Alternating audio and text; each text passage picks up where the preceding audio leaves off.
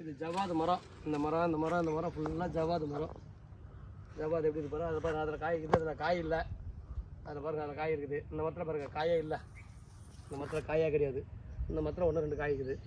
இப்போ இது பிஞ்சு காய், இது பிஞ்சு காய், இது முத்தின காய்.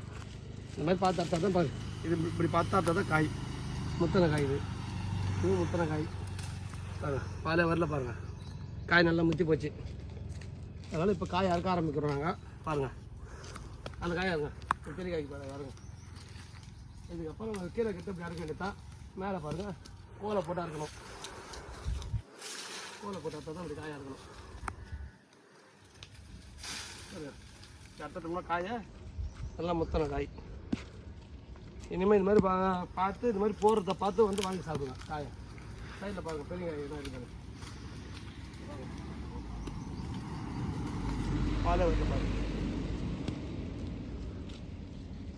மேலே பெரிய காயெல்லாம் பாருங்க. மற்றெல்லாம் பிஞ்சு, இதெல்லாம் பிஞ்சு காய்.